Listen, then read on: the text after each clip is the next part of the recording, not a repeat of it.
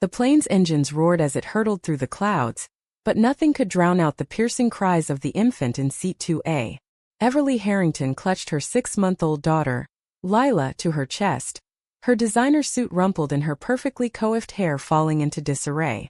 She was the heir to a pharmaceutical empire, accustomed to boardrooms and private jets, but here in economy, forced by a last-minute booking, she felt utterly exposed and helpless. Peyton Morales, seated across the aisle in 3B, couldn't ignore it any longer.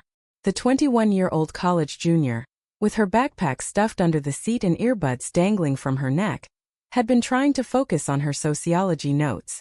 But the baby's wails pierced her like shards of glass, stirring something deep within her. A memory of her own chaotic childhood in a foster home where cries went unanswered. She leaned over, her voice cutting through the noise with unexpected gentleness. "Hey, mind if I try? I used to babysit a lot back home." Everly's eyes, red-rimmed from exhaustion, met Peyton's. There was a flicker of desperation, mixed with the wariness of a woman who trusted no one easily. "Please," she whispered, handing Lila over with trembling hands. Peyton cradled the baby, humming a soft Spanish lullaby her abuela had taught her. Miraculously, Lila quieted, her tiny fists unclenching as she nestled into Peyton's arms. The cabin seemed to exhale in relief, passengers murmuring approvals. Everly stared, stunned. How did you do that?" she asked, her voice barely above a whisper. Peyton smiled faintly, handing the now peaceful baby back. "Kids sense when you're calm. You're stressed, it's rubbing off." But inside, Peyton's mind raced. Why did I get involved? This woman's loaded. Look at her watch. Probably thinks I'm some charity case. Yet there was something in Everly's gaze, a vulnerability that mirrored Peyton's own hidden struggles. As the flight dragged on, conversation flowed tentatively.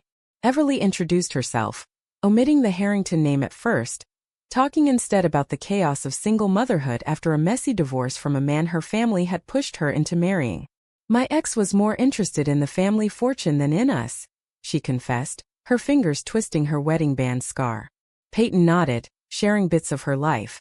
Scholarship student at NYU, majoring in social work, openly queer in a world that still judged her for it. "Family kicked me out at 17 when I came out. Been on my own since." Everly's heart tightened. She'd buried her own attractions deep, marrying young to appease her conservative parents who ran the company with iron fists. Lesbian. The word echoed in her mind like a forbidden secret. But Peyton's confidence, her unapologetic self, stirred envy and something warmer. By the time they landed in New York, numbers were exchanged under the guise of baby advice. Everly watched Peyton disappear into the crowd, Lila cooing contentedly. "What have I done?" she thought. "This girl sees right through me. I can't let her in, my family would destroy everything." Peyton, weaving through the terminal, felt a pull she hadn't expected.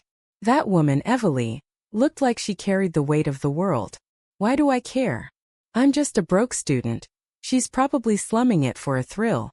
But the connection lingered, a spark in the monotony of her life. Days turned into weeks. Texts started innocently. Tips on soothing teething, recommendations for organic baby food. Everly found herself checking her phone obsessively, her board meetings blurring as she replayed Peyton's words. At home in her Upper East Side penthouse, surrounded by luxury she barely noticed, she paced. "My parents would disown me if they knew I'm even talking to her. She's everything they hate, poor Latina queer." Yet, Peyton's messages brought light to her shadowed days. Peyton, in her cramped dorm room, debated deleting the number. This is trouble.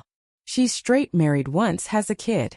But the vulnerability in Everly's replies drew her in, like a moth to flame. Their first coffee meetup was at a neutral spot, a bustling cafe near campus. Everly arrived with Lila in a stroller, her power suit traded for jeans, trying to blend in.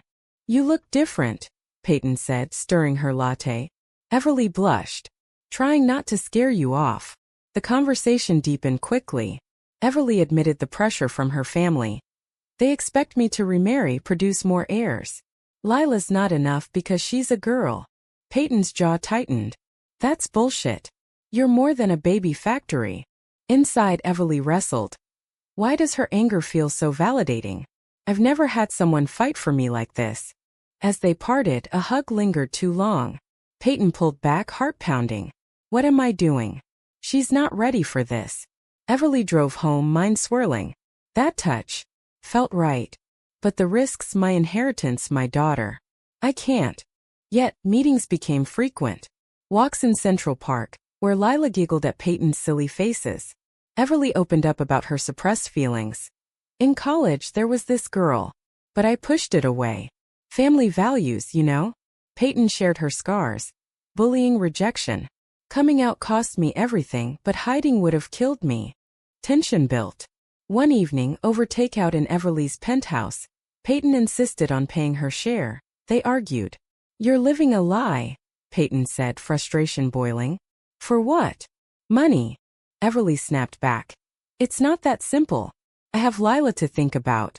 My parents control everything. The words hung heavy, both women breathing hard.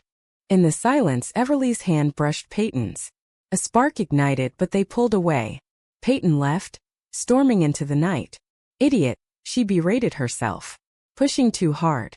Everly sank onto the couch, tears falling. She's right. But the price? Is it worth it? The next morning, Everly's phone buzzed with an apology text from Peyton. Sorry for pushing. Not my place. Relief washed over her, followed by guilt. Why do I need her forgiveness? She's the one who's free. Everly replied, suggesting another meetup. This time at Peyton's dorm for authenticity. Peyton hesitated but agreed, tidying her tiny space, heart racing. When Everly arrived, sans Lila, left with a nanny, the contrast hit hard. Peyton's world was posters of protests, stacks of books on queer theory, a rainbow flag pinned to the wall. Everly felt out of place yet intrigued. This is you, she said softly. Peyton nodded. Unfiltered. Conversation turned personal. Peyton confessed her fears. Dating someone like you, closeted rich, it's a recipe for heartbreak. Everly's chest ached. I'm not closeted. I'm figuring it out. But inside, doubt not. Am I using her to explore? That's cruel. As the evening wore on, wine loosened tongues. Everly spoke of her marriage. It was arranged, basically. He was safe, approved. But I felt nothing. Peyton listened, then shared a past fling that ended in betrayal. She left me for a guy, said it was easier. Their eyes met, charged with unspoken desire. The moment shattered when Everly's phone rang. Her mother. Where are you? We have the gala tomorrow. Bring that eligible bachelor I mentioned. Everly hung up, face pale. Peyton saw the conflict. Go to your gala. Live your life. But her voice cracked. Everly left, but not before a whispered. I don't want that life anymore. Driving home, she gripped the wheel. What if I choose her? Lose the company, the security? Lila deserves better. Peyton lay awake, replaying the night. She's trapped. Do I free her or walk away? The pull was magnetic. Weeks blurred into secret rendezvous. Stolen lunches, late-night calls. Everly introduced Peyton to Lila as Auntie Pay. The baby lighting up at her sight. But shadows loomed. Everly's family noticed her distractions. At a dinner, her father grilled her. You're acting strange. Is there a man? She lied, no, but guilt festered. Peyton faced her own demons. Friends warned her. She's using you as an experiment. Rich girls like that always go back. Peyton defended, it's real. But doubt crept in. Am I just a phase? The first crack came at a pride event Peyton dragged Everly to, incognito, hat and sunglasses. The vibrancy overwhelmed Everly. Couples holding hands, unashamed. Peyton kissed her cheek impulsively. Everly froze, then melted. But later panic set in. What if someone saw? Peyton snapped. That's the point. Hiding sucks. The argument escalated. Everly stormed out. You don't understand the stakes. Peyton yelled after her. Then explain instead of running. Alone, Everly cried. She's pushing me to be brave, but I'm terrified. Peyton punched her pillow. Why fight for someone who won't fight back? Reconciliation came via a heartfelt voicemail. They met at a neutral park. Everly admitted. I'm scared of losing everything, but more scared of losing you. Peyton softened. Then choose. But choice brought betrayal. Everly's ex-husband, sensing opportunity, dug into her life. He confronted her. Who's this girl? If you go public, I'll fight for custody. Say she's unfit influence. Everly recoiled. He can't take Lila. She confided in Peyton, who raged. Fight him. You're her mom. But Everly wavered. It's not that easy. Inside, Peyton thought, is she choosing fear over us? The tension peaked at a family event. Everly brought a date. A man her parents approved. Peyton, hurt by the text update, showed up uninvited, confronting her in the garden. This is bullshit. Everly whispered harshly. Go. You'll ruin everything. Peyton left, heartbroken. She's ashamed of me. Everly watched her go, torn. I betrayed her to protect. What? A lie? Nights of silence followed. Everly's mind tormented her. You coward. You hurt the one person who saw you. Peyton drowned in work, thinking. I knew better. Rich and closeted always ends bad. But a turning point loomed. Lila fell ill, a fever spiking. Everly rushed to the ER alone and frantic. In desperation, she called Peyton. Please come. Peyton arrived, holding Everly as doctors worked. In that vulnerability, walls cracked. I can't do this without you, Everly whispered. Peyton held tighter. Maybe there's hope. The hospital lights buzzed overhead as Everly paced the waiting room. Her mind a whirlwind of fear for Lila and regret over Peyton. When the doctor emerged, just a virus, she'll be fine. Relief flooded her. Peyton, who'd stayed through the night, squeezed her hand. See? Tough like her mom. Back home with Lila recovering, the air between them shifted. Everly confronted her feelings. That night at the gala. I was wrong. Scared. Peyton nodded, but wariness lingered. Words are easy. Actions matter. Inside, Everly vowed. I'll prove it. She started small, skipping a family brunch to spend the day with Peyton and Lila at the zoo. Laughter echoed as Peyton made animal noises, Lila clapping. But Everly's phone blew up with missed calls from her mother. Where are you? The voicemail demanded. Ignoring it felt liberating yet terrifying. What if they cut me off? Peyton sensed the turmoil. You don't have to choose today. But her own doubts persisted. Am I worth the fallout? As intimacy grew, so did conflicts. Everly's family hosted a charity ball, insisting she attend with the eligible man. She refused outright. I'm seeing someone, she told her father over dinner. His face darkened. Who? She hesitated. A woman. Peyton. The explosion was immediate. Absolutely not. Think of the company, the scandals. And Lila. Exposed to that lifestyle. Her mother chimed in. We raised you better. Everly stood firm, but inside shards of doubt pierced. Are they right? Is this selfish? She fled to Peyton's dorm, recounting the fight. Peyton held her. You did it. Proud of you. But the high faded when Everly's ex called, threatening custody again. Your parents tipped me off. This proves you're unstable. Peyton urged legal action. Get a lawyer. Fight. Everly nodded, but fear paralyzed her. What if I lose Lila? Peyton saw the hesitation. Don't back down now. Society's weight pressed in. Whispers at work, judgmental stares from friends. Everly's board position wobbled. Rumors of instability. She confided in Peyton. It's costing me everything. Peyton snapped. Welcome to my world. I've lost for being me. The argument turned ugly. Everly accused.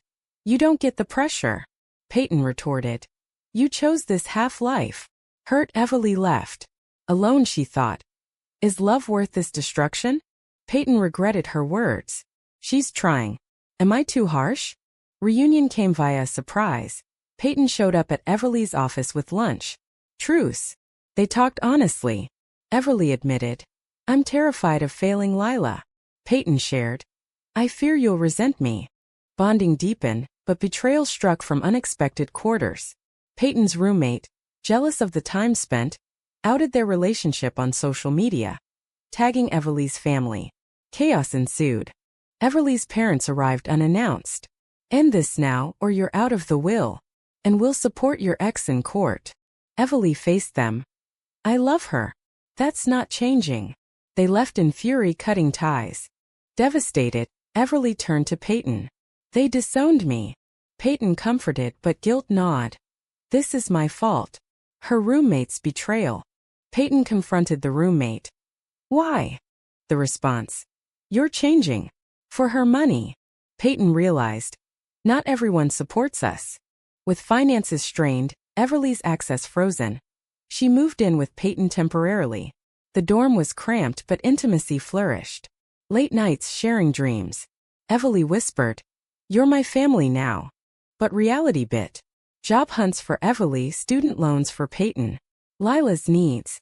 Everly's ex filed for custody, citing unfit environment. Court loomed. In preparation, tensions rose. Everly blamed Peyton indirectly. If we hadn't. Peyton exploded. Say it. Regret me. Everly denied but doubt seeded. The hearing was brutal. Ex's lawyers painted Peyton as corrupting influence. Everly testified fiercely. She's the best thing for us. Judge ruled in her favor. Shared custody but stable. Relief mixed with scars. Everly thought. We won, but at what cost? Peyton. Is this sustainable? As they rebuilt, society pushed back. Protests at Peyton's campus against family values. Everly faced media scrutiny. Tabloids labeling her fallen heiress. One night over dinner, Everly proposed. Marry me. Make it official. Peyton hesitated. After all this? Inside. Do I trust it's forever? Peyton's hesitation hung in the air like smoke, thick and suffocating.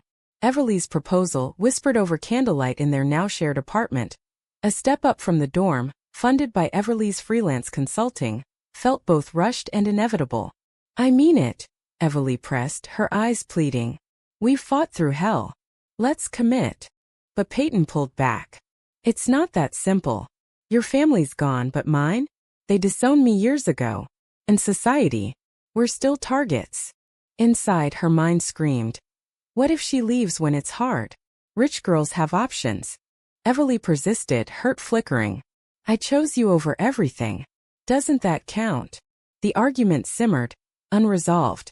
Peyton stormed out for a walk, rain soaking her. Why propose now? To lock me in before regret? Returning, she found Everly with Lila, reading a story. The domesticity softened her. Okay, let's talk. They dissected fears. Everly's worry of isolation, Peyton's of abandonment. Agreement came tentatively. No grand wedding, a quiet courthouse ceremony. Friends from Peyton's queer circle attended, offering support. Everly sighed. Empty. As vows exchanged, joy mixed with sorrow. Everly thought, this is freedom but lonely. Honeymoon phase brought bliss but cracks reemerged. Everly's ex ramped up visits, subtly undermining. Lila needs a father figure. Peyton overheard, jealousy flaring. He's manipulating you. Everly defended. For Lila's sake, I have to co-parent. Argument escalated. Peyton accused. You still care about his approval. Everly shot back. You're paranoid. Silence followed, both retreating. Peyton to campus, Everly to work. Inside, Everly questioned. Is this healthy for Lila? Peyton. Am I second choice? A bigger blow. Everly's parents reached out, offering reconciliation, if she left Peyton. Come back to the fold. We can fix this. Temptation gnawed. The security for Lila. She confided in a friend who advised, think carefully. But guilt over considering it tormented her. Peyton sensed distance. What's wrong? Confrontation erupted. Everly admitted the offer. Peyton's face crumpled. You're thinking about it? Betrayal stung. After everything? Everly cried. It's for stability. We struggle every month. Peyton yelled. Money over love? That's you. Everly left for a hotel, Lila in tow. Alone, she wrestled. They're right. I'm damaging my child. But Peyton. She's my heart. Peyton drowned sorrow in activism, joining protests. Friends consoled. You deserve better. But she missed them fiercely. Days later, Everly returned resolute. I told them no. Forever. Reconciliation was tearful, promises renewed. But trust frayed. Society amplified wounds. A viral article exposed their story. Heiress trades fortune for forbidden love. Hate mail poured in. Everly's job offers dried up. Discrimination veiled as fit. Peyton faced backlash at school. Petitions to revoke her scholarship, claiming distraction. She fought back but exhaustion set in. "Is it worth it?" she whispered one night. Everly held her. "We are." But doubt lingered. A pivotal moment. Lila's first birthday party. Small, intimate. Everly's ex attended, civil. But he pulled her aside. "This life? It's hurting her." Seeds planted. Later, Peyton noticed Everly's withdrawal. "Talk to me." Everly confessed fears. "What if he's right? Lila deserves normalcy." Peyton exploded. Normalcy? Meaning straight. The fight turned vicious. Accusations flew. Peyton of selfishness, Everly of cowardice. In the heat, Everly blurted, "Maybe we rushed." Peyton recoiled. "Then go back to your cage." Everly packed a bag, taking Lila to a friend's. Separation hit like a storm. Everly agonized. "I love her, but the pain." Peyton broke down, calling a therapist. "I pushed too hard." Insight dawned. We both carry traumas. Weeks of no contact. Everly focused on Lila job hunting. Peyton graduated, landing a social work position. Growth in solitude. Then a chance encounter at a cafe. Eyes met, old flames reignited. "I miss you," Everly said. Peyton nodded. "Me too." Tentative talks led to therapy sessions together. Unpacking baggage. Family pressures, societal hate, personal insecurities. Healing began. They moved back in slowly. But scars remained, decisions weighed heavy. Rebuilding wasn't linear. It was a maze of progress and setbacks. Therapy sessions peeled layers. Everly's ingrained shame from her upbringing, Peyton's abandonment issues from foster care. "We trigger each other," the counselor noted. They nodded, committed to change. Daily life stabilized. Peyton's job at a nonprofit aiding queer youth brought purpose. Everly built a consulting firm, independent of her family. Lila thrived, calling Peyton Mama Pay. But external forces persisted. A custody challenge from the ex, citing unstable home. Court again. This time, testimonies from friends bolstered them. Judge ruled favorably, but the stress fractured intimacy. One evening, post-verdict, Everly snapped over dishes. "Why do we keep fighting?" Peyton replied wearily, "Because we care too much." Inside, Everly wondered, is caring enough? A moral quandary arose when Everly's parents fell ill. Her father with cancer. They reached out, pleading reconciliation. No strings, they claimed. Everly debated. Forgive for closure? Or protect her heart? She confided in Peyton. "They want to meet Lila." Peyton tensed. "After disowning you? But supported. Your call." The visit was tense. Parents apologized vaguely. "We were wrong. About some things." Everly pressed. "About loving Peyton?" Silence. She left, unresolved. "They haven't changed." Peyton comforted, but resentment brewed. Why entertain them? Betrayal echoes. Internal conflicts deepened. Everly questioned her identity. Am I truly lesbian? Or was it rebellion? Peyton sensed it, insecurity flaring. Second thoughts. Honest talk followed. Everly affirmed. It's you. Always. Relief, but shadows lingered. Society's toll mounted. Discrimination at Lila's daycare. Subtle exclusions. Peyton advocated fiercely, but burnout hit. I'm tired of battling. Everly echoed. Me too. A crossroads. Continue or part for peace. They chose perseverance, joining support groups. Stories of others inspired. Couples who overcame. Highs returned. Family vacations, simple joys. Lila's first steps toward Peyton. Everly thought, this is worth it. But a final betrayal struck. Peyton's ex-roommate, now vindictive, leaked private photos. Innocent but twisted online. Scandal erupted. Everly's business suffered. Clients fled. Peyton blamed herself. My past haunts us. Everly reassured, but inside. How much more? They sued for privacy, winning minimally. Damage done. Trust in the world eroded. In quiet moments they reflected. Everly. We sacrificed so much. Peyton. For love. Regret. No, but the price weighed. As years hinted, Lila growing, them aging, the story circled back to that flight. What began as a cry silence became lives intertwined in chaos and beauty. Yet questions remained. Had they chosen wisely, trading security for authenticity? Or invited needless suffering?